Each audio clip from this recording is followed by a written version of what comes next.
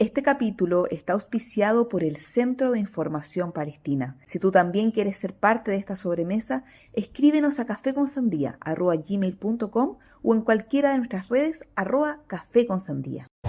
Fernanda y Stephanie te invitan a tomar un rico café árabe para conectar con Palestina, su gente y su cultura. Los mejores entrevistados y conversaciones en esta sobremesa en la que cabemos todos. Aquí comienza Café con Sandía. Hola a todos, bienvenidos a nuestra sobremesa, a un nuevo capítulo de Café con Sandía. Y hoy queremos hablarles de la difícil situación sanitaria hospitalaria que se está viviendo en Gaza. Sobre todo los que más están sufriendo son quizás los niños, que son las víctimas principales de este conflicto, ¿verdad, Feña? De hecho, según un informe de Save the Children, más de 21.000 niños están desaparecidos en Gaza y no se sabe, posiblemente están muertos o bajo los escombros.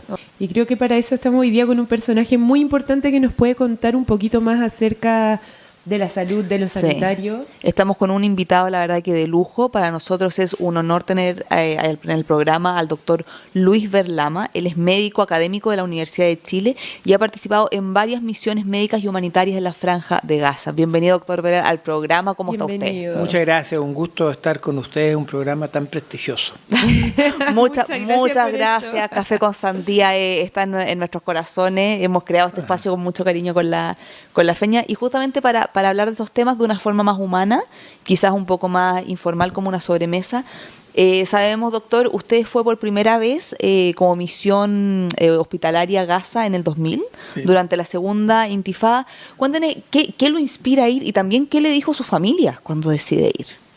Bueno, a ver, cuando uno estudia medicina lo inspira a ayudar al prójimo, y viendo cómo los palestinos, digamos, que son parte de mi sangre, sufren allá, y la falta extraordinaria que hay de especialistas por las dificultades que tienen en formarse, yo me ofrecí a través de la Fundación Belén 2000 para ir a inaugurar las misiones médicas que se continuaron realizando después del año 2000.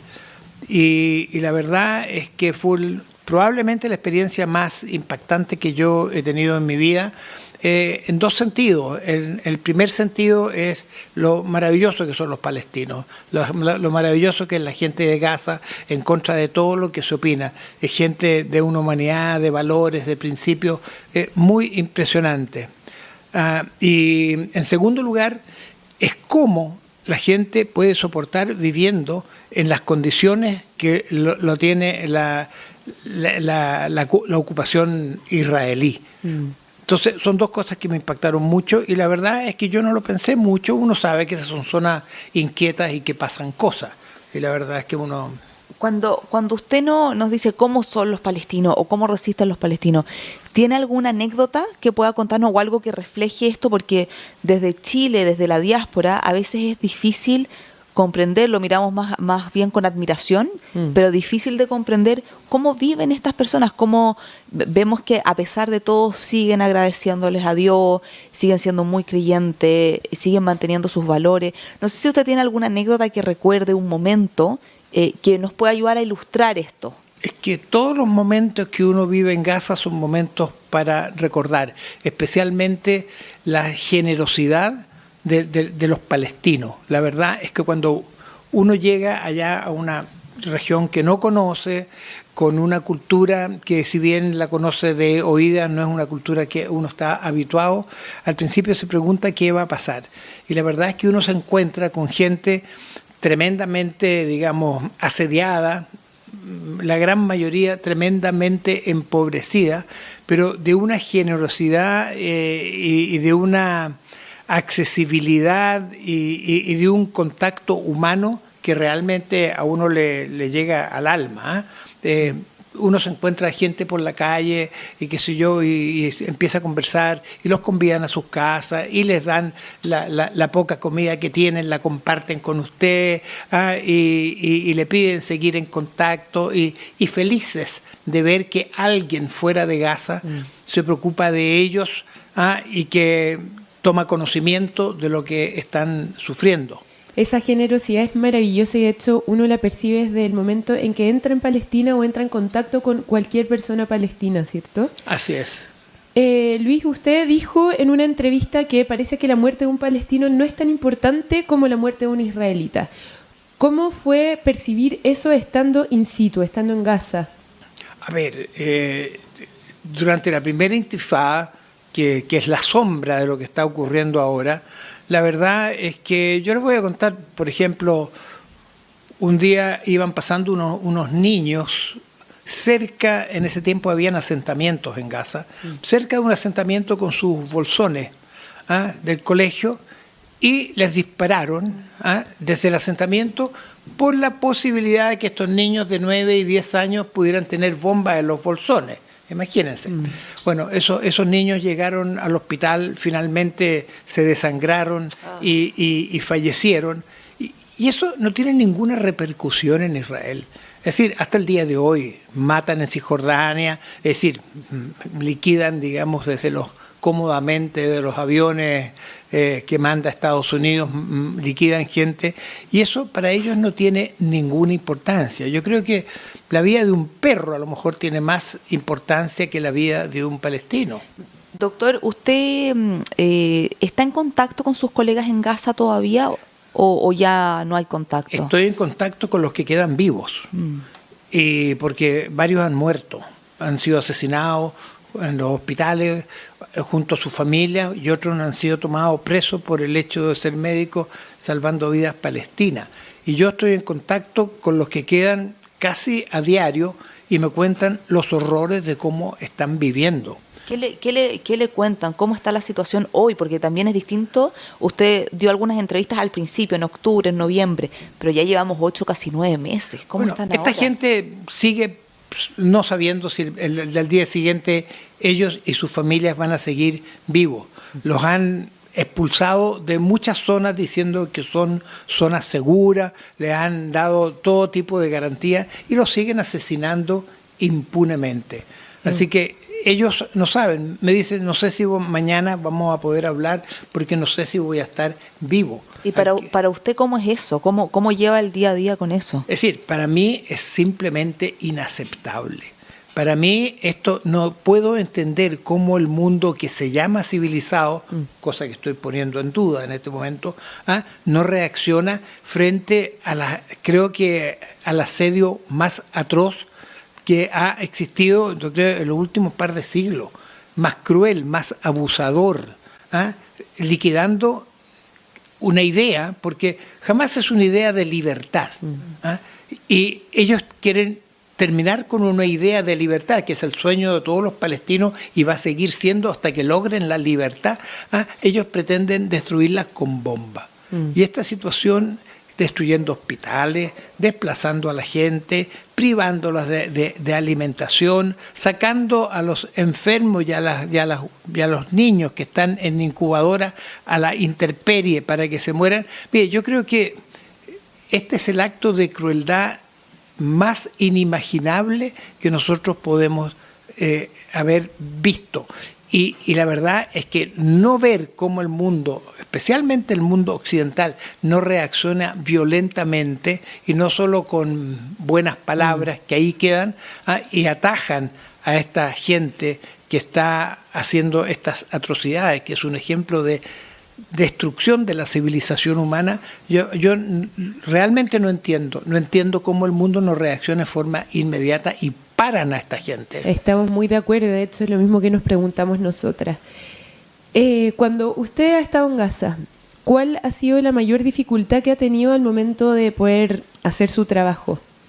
Bueno, la primera dificultad es poder entrar a Gaza. Cuéntenos un poquito de eso. Poder entrar a Gaza. ¿Cómo se ingresa a Gaza? Eso. Se ingresa a Gaza después de unos 6 meses de tramitación a través del Ministerio de Relaciones Exteriores, que se comunican con las autoridades israelitas, que tienen una organización que se llama COGAT, en que estudian todos los antecedentes y algunas personas las dejan entrar y a otras no las dejan entrar.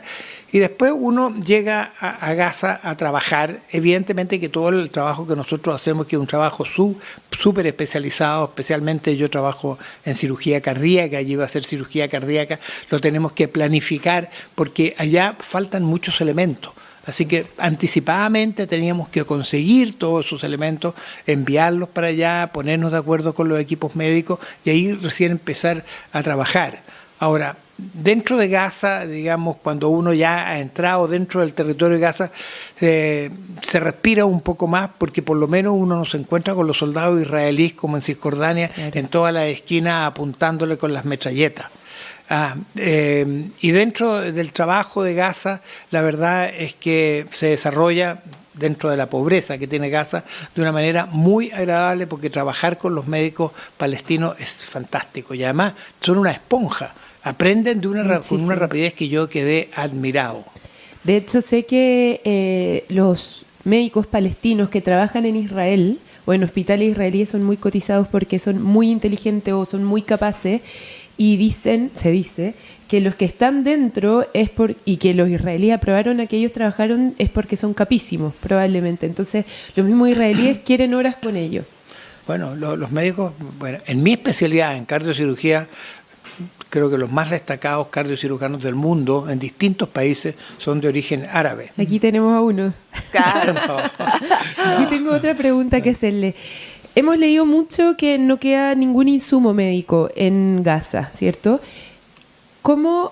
No sé si es que sus colegas le han dicho algo de cómo es operar o tratar a los pacientes sin anestesia. Bueno, yo creo que en este momento el sistema sanitario de Gaza prácticamente no está funcionando. Creo que de los 36 hospitales deben haber 34 que están destruidos, inhabilitados y por supuesto sin tener insumos. O sea, hoy día todo el sistema sanitario de Gaza está destruido. Y el último hospital que quedaba más o menos funcionando, que es el Hospital Europeo de Europa, el Hospital Europeo de Khan Yunis, donde nosotros solíamos operar, se ordenaron recién ayer o anteayer la evacuación. Así que la verdad es que a ellos no les importa la vida de los palestinos. O sea, claro, les importa que ojalá cada vez hayan menos palestinos. Acuérdense que el ministro más suave dijo que había que tirarlos todos al Sinaí en Egipto, otro dijo que había que tirar una bomba atómica y otro dijo que había que pegarles un balazo en la cabeza a cualquier palestino detenido. Esa es la filosofía con la cual se gobierna Israel. Y yo creo que, y es por eso que muchos judíos en el mundo y muchos judíos que yo conozco en mi propia universidad están avergonzados por lo que está pasando. Creo que el daño que se le está haciendo a los judíos y a Israel es un daño cercano a lo irreversible. De hecho, es un tema que comentamos harto, esta mezcla de la religión con la política o con estas ideologías radicales ligadas a la política y no a la religión. Sí. Bueno, hay sectores religiosos de Israel que se oponen absolutamente a esto. Sí, lo hemos visto protestar. Y yo creo que el sionismo tiene mucho más que ver con una ambición nacionalista extrema que con religión. Porque si tuvieran algo de religiones, por lo menos les importaría la vida de los demás. Absolutamente. Sí. Doctor, ¿usted cuántas veces ha ido a Gaza en este tipo de misiones y por cuánto tiempo se queda cada vez que va? Yo he estado como 6 veces y los periodos son variables. De 2 semanas, 1 mes, 2 meses. Y en ese periodo usted va con la misión de capacitar, de hacer varias cirugías o de resolver urgencias. ¿Cuál es la misión específica? La misión fundamental es capacitar a los médicos de allá. Ahora, los médicos de allá no pueden salir, porque si salen no los dejan entrar. Entonces, es absurdo lo que les voy a decir, pero estudian por YouTube. Y uno va a operar junto con ellos y los guía y los va orientando y les va explicando la parte técnica, la parte práctica y la parte teórica. Y nos mantenemos en contacto permanentemente, no solo cuando nosotros estamos allá, permanentemente en contacto comentando pacientes, así que esto es una labor bastante más continua que lo presencial. Ahora, durante lo presencial nosotros tratamos que ellos aprendan técnicas quirúrgicas y nosotros los acompañamos en esa cirugía y aprenden con una rapidez que realmente es admirable. Un acto más de resistencia. Un acto más de resistencia. Luis, ¿tú hablas árabe? Desgraciadamente entiendo algunas cosas, pero... No lo manejas, te comunicas en inglés. Me da mucha entonces. pena porque yo debía haber aprendido cuando era niño. Todos pensamos lo mismo que tú. Yo creo que aquí la Tefi y yo siempre es como, pucha, bueno, hablamos árabe, pero... Tenemos algunas palabras, pero Sí, tenemos deuda que pendiente. poner las pilas. Doctor Ver, usted que ha ido 6 veces a Gaza, nos cuenta, bueno, la situación actual no se compara con nada, entonces a lo mejor a usted le tocó ver la Gaza más bonita, la Gaza más funcional, con sus restaurantes, con su gente a lo mejor un poco más contenta. ¿Tiene algunos recuerdos de eso? ¿Dónde se quedaba usted cuando llegaba? Bueno, nosotros habitualmente nos quedábamos o en un hospital o en un hotel cerca del hospital. Ahora, Gaza es bonito. Gaza tiene una costa, 40 kilómetros de costa maravillosa. Es una playa que debe tener más de 100 metros de ancho, con un mar que no es frío, precioso, azul, lindo. Y bueno, ya habían algunos pocos lugares que eran realmente bonitos, y Gaza mismo, la ciudad de Gaza, también era bonita. Pero a mí en el 2014 me tocó ver los bombardeos, que fueron también muchísimos más dramáticos que cuando fuimos en la Intifada. Uh-huh. Vi barrios enteros, manzanas enteras absolutamente demolidas, destruidas, las mezquitas voladas, calles destruidas, mire, áreas que desaparecieron ya en esa época. Y yo quedé espantado porque habían muerto un poco más de 2.000 personas. Hoy día han asesinado ya cerca de 40.000, sí, más los niños y más las mujeres. Lo que comentaba Fernanda recién, de que hay 20.000, 21.000 niños que están desaparecidos. Que no se suman al número de muertos. Que no se suman. Con toda razón, digamos, las Naciones Unidas y casi todo el mundo califica esto de un horrible genocidio. Sí, bueno. Pero la pregunta es ¿quién los para? La pregunta que nos llevamos haciendo desde siempre, yo creo, y que se ha exacerbado desde el 7 de octubre. Sí, bueno, no podemos creer que este es el mundo en el que estamos viviendo. Exacto. Bueno, yo creo que esto es mucho más allá de lo que pasa en Gaza, ¿eh? Este desconocimiento y desprecio absoluto por los organismos internacionales civilizados como son las Naciones Unidas, que simplemente no lo consideran. Es decir, incluso se han pasado a llevar a su aliado más importante a Estados Unidos, que no lo cotizan. Entonces, ¿quién para a esta gente? Porque la verdad es que en un mundo civilizado esto simplemente no es aceptable. Que ahí es donde nos preguntamos qué pasa con la Corte Internacional Penal, qué pasa con la capacidad de veto de Estados Unidos, ¿cómo es que ellos tienen una fuerza tan potente que el mundo o las entidades que supuestamente están para defender al mundo de la paz mundial no son capaces de detenerlos? Si yo fuera israelita estaría preocupado por el futuro. ¿Y por qué? Porque Israel depende de Estados Unidos. Uh-huh. Ahora, si uno ve los ciclos de la historia, lee a Toynbee, a Spengler, y ve cómo son los ciclos de la historia, es posible que en un ciclo futuro de la historia, Estados Unidos no sea el país más potente del mundo e incluso pueda caer como cayó el Imperio Romano, el Imperio Griego, y deje de serlo. Ese día Israel no va a tener más sustento, estamos hablando 50, 100, 200 años más.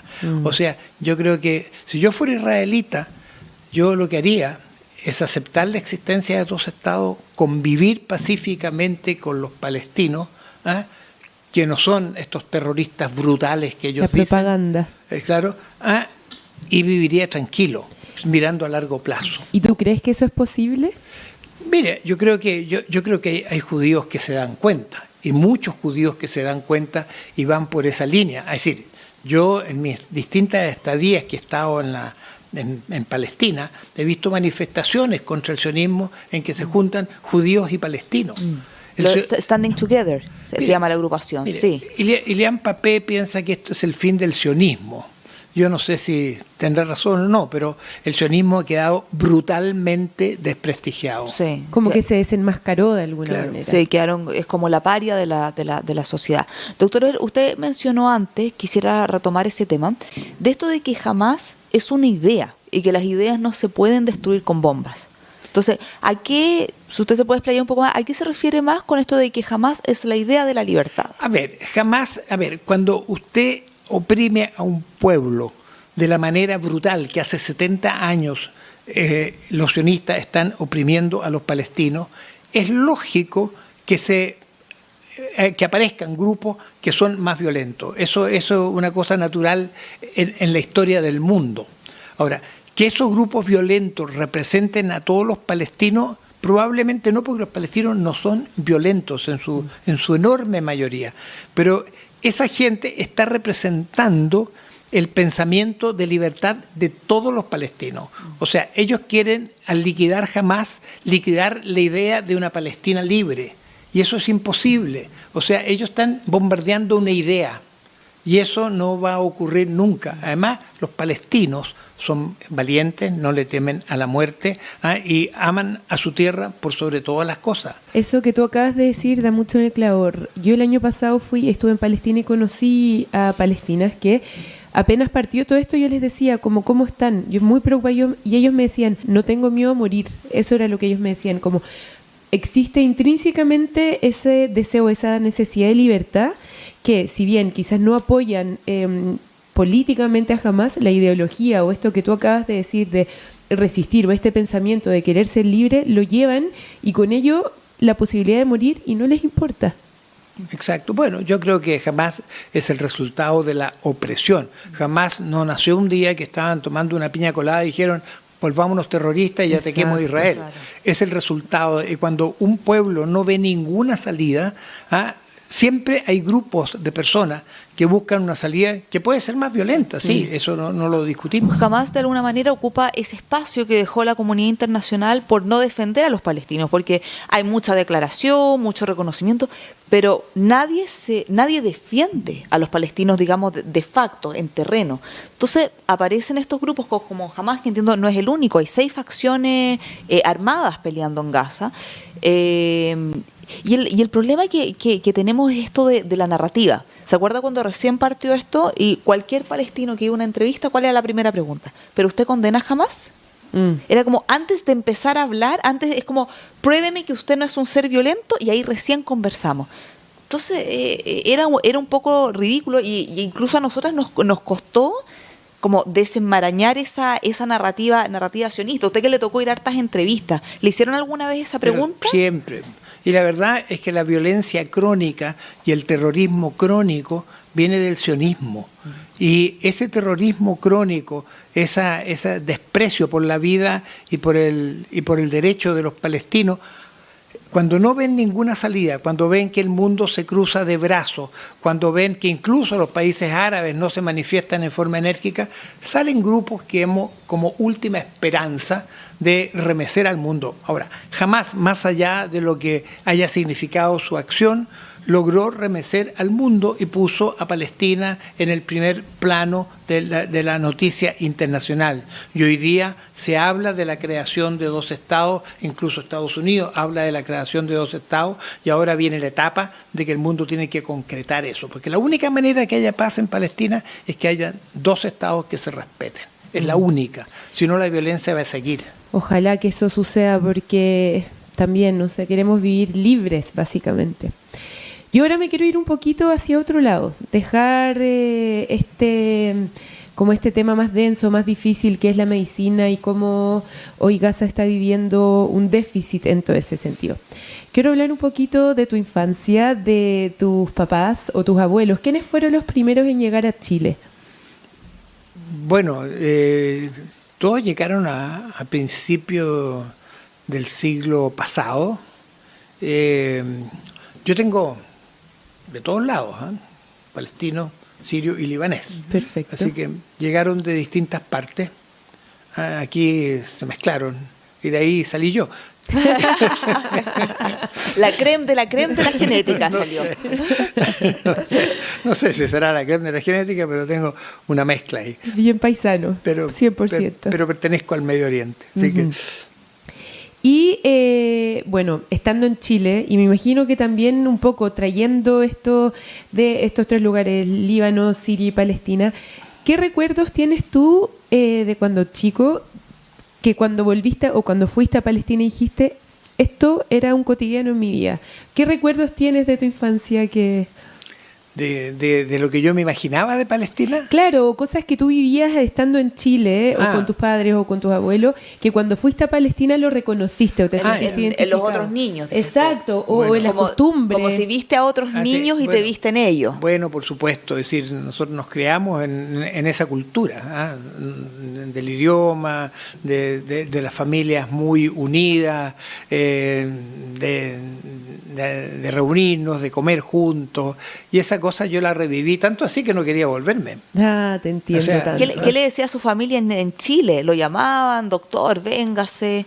Bueno, al principio me dijeron de que qué sentido tenía ir a exponerse. Yo le dije, bueno, uno en la vida tiene que hacer lo que le nace, y si uno va a ir a Palestina con miedo, mejor se queda acá. Así que los miedos yo los dejé acá, y los momentos que uno vivió en que habían bombas, porque la verdad es que habían bombas y habían violencia, yo decía, bueno, es parte de la vida diaria de acá, así que yo cómo no voy a aguantar 2 semanas o 2 meses o 3 meses de esto si ellos lo toleran toda la vida. Sería injusto que yo me quejara de esto. Claro. Esa es la vida allá, y uno aprende es lo que es la vida de los palestinos y por qué los palestinos siguen resistiéndose al máximo, siguen resistiéndose hasta lograr tener un Estado libre, por eso.